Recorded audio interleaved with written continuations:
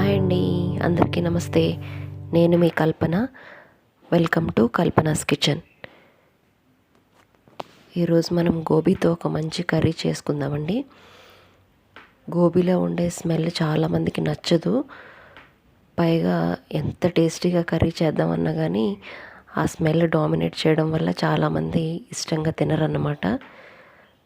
So మనం అలాంటి smell ఏమీ లేకుండా మంచిగా చిక్కగా గ్రేవీ వచ్చేలాగా కర్రీ చేసుకుందాము. దానికోసం ముందుగా మనం ఇక్కడ వేడి నీళ్ళల్లో కాలీఫ్లవర్ని కాసేపు బాయిల్ చేద్దాము. బాయిలింగ్ వాటర్లో మనం 1 టేబుల్ స్పూన్ సాల్ట్, అలాగే 1/2 స్పూన్ వరకు పసుపు వేసేసి అవి బాయిల్ అయిన తర్వాత దాంట్లో మనం కట్ చేసి పెట్టుకున్న కాలీఫ్లవర్ ముక్కలన్నీ వేసేసి కాసేపు ఉంచుదాము. కాలీఫ్లవర్ని 2-3 సార్లు అయినా సరే కడగాలి. ఎందుకంటే పురుగు పడుతుందని చెప్పి దానికి ఎక్కువగా పెస్టిసైడ్స్ వాడుతూ ఉంటారు. సో దాన్ని క్లీన్గా 2-3 సార్లు కడగాలన్నమాట.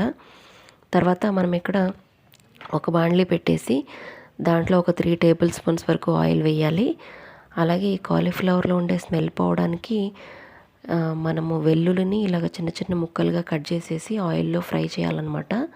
సో ఆ స్మెల్కి ఈ మన వెల్లుల్లి స్మెల్కి కాలీఫ్లవర్ స్మెల్ అనేది చాలా వరకు తగ్గిపోతుంది. సో ఇక్కడ మనం కాస్త ఎక్కువగానే వేయాలి వెల్లుల్లిపాయలు. ఒక పెద్ద వెల్లుల్లిపాయ మొత్తం వేసేయచ్చు చిన్న ముక్కలుగా కట్ చేసేసి. సో అలాగే ఒక 3-4 పచ్చిమిర్చీలు కూడా వేసి బాగా ఫ్రై చేసుకున్న తర్వాత ఒక 3 ఆనియన్స్ని చిన్న ముక్కలుగా కట్ చేసి వేయాలి. అవి కొంచెం కలర్ చేంజ్ అయిన తర్వాత ఒక 3 టొమాటోస్ కూడా చిన్న చిన్న ముక్కలుగా కట్ చేసేసి వేసి కాసేపు మూత పెట్టి ఫ్రై చేయాలి. మనకి ఇక్కడ టొమాటోస్ కొంచెం సాఫ్ట్ అవ్వాలన్నమాట. కొంచెం సాఫ్ట్ అయిన తర్వాత ఇలాగ 1 టేబుల్ స్పూన్ వరకు సాల్ట్, అలాగే కొంచెం పసుపు, అలాగే 1 స్పూన్ వరకు కారము. మీ కారానికి బట్టి ఎక్కువ తక్కువ చేసుకోవచ్చండి. అలాగే ఒక చిన్న స్పూన్ జీరా పౌడరు, అలాగే ఒక స్పూన్ ధనియాల పౌడర్ వేసుకోవాలి. తర్వాత ఒక 1/2 స్పూన్ వరకు మిరియాల పౌడర్ కూడా వేసుకోవాలి. కాలీఫ్లవర్కి మిరియాల పౌడర్కి కాంబినేషన్ చాలా బాగుంటుంది. సో అందుకని ఒక 1/2 స్పూన్ వరకు వేసుకోవచ్చు. ఇవన్నీ వేసేసి మసాలాలు కొంచెం ఫ్రై అయ్యే వరకు బాగా మిక్స్ చేసుకొని ఫ్రై చేసుకోవాలి.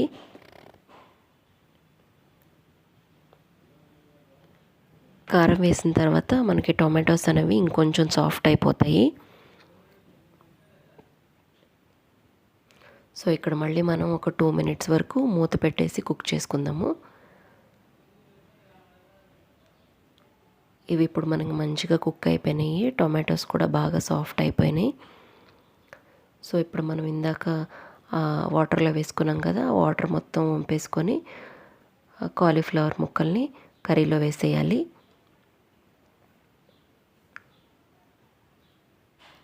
ఒకసారి ఇవన్నీ బాగా కలిపేసుకొని కాలీఫ్లవర్ ముక్కలకి మసాలాలన్నీ బాగా పట్టేలాగా మిక్స్ చేసుకోవాలి.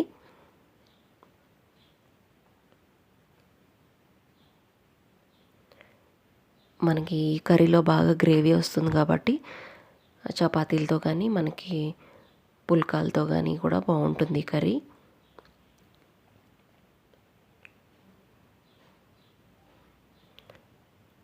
సో మనం ఇవన్నీ మిక్స్ అయిన తర్వాత ఒక 2 మినిట్స్ వరకు మూత పెట్టేసి మగ్గించుకుందాము. కాలీఫ్లవర్ ముక్కలు మనకి ఆయిల్లో కొంచెం ఫ్రై అయితే టేస్ట్ చాలా బాగుంటుందన్నమాట. సో మనకు ఒక 5-6 మినిట్స్ వరకు ఆయిల్లో ఫ్రై అయిన తర్వాత ఒక పెద్ద గ్లాస్తో వాటర్ పోసుకోవాలి.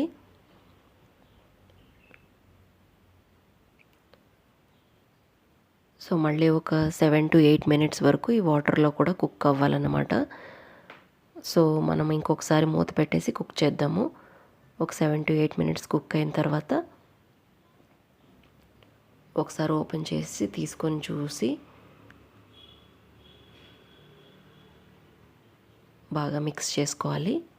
తర్వాత దీంట్లోకి ఒక 1/2 కప్పు వరకు మీగడతో ఉన్న పెరుగుని యాడ్ చేసుకోవాలి. మీరు కావాలంటే ఈ పెరుగు ప్లేస్లో జీడిపప్పుల్ని కొంచెం పేస్ట్ లాగా చేసేసి, అంటే వేడి నీళ్ళల్లో జీడిపప్పులు వేసి ఒక 5 మినిట్స్ నాననిచ్చేసి దాన్ని మిక్సీ జార్లో వేసి మెత్తగా పేస్ట్ చేసేసి ఇక్కడ పెరుగు ప్లేస్లో మీరు కావాలంటే ఆ జీడిపప్పు పేస్ట్ని వేసుకోవచ్చు. లేదు అంటే వాటర్ మెలన్ సీడ్స్ కూడా అలా పేస్ట్ చేసి వేసుకోవచ్చు.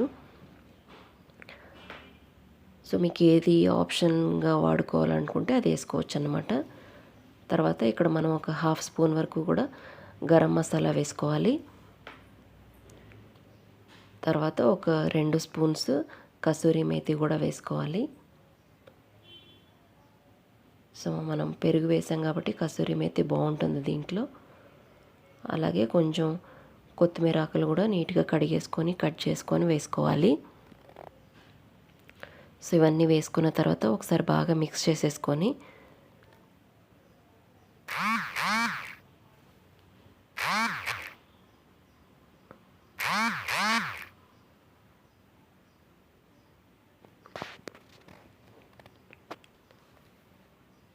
లాస్ట్లో మనం ఇక్కడ 1 స్పూన్ షుగర్ కూడా వేసుకోవాలి. షుగర్ వేయడం వల్ల టేస్ట్ ఇంకొంచెం బాగుంటుందన్నమాట. జస్ట్ 1 స్పూన్ షుగర్ వేసుకోవాలి. సో ఇలా వేసుకున్న తర్వాత బాగా మిక్స్ చేసేసుకొని మనం కూర స్టవ్ ఆఫ్ చేసేసుకోవచ్చు అన్నమాట. మీరు కూడా ఈ స్టైల్లో ఒకసారి ట్రై చేసి చూడండి. మనకి మంచి గ్రేవీతో ఈ కర్రీ చాలా బాగుంటుంది. నచ్చితే లైక్ చేయండి, సబ్స్క్రైబ్ చేసుకోండి. Thank you for watching.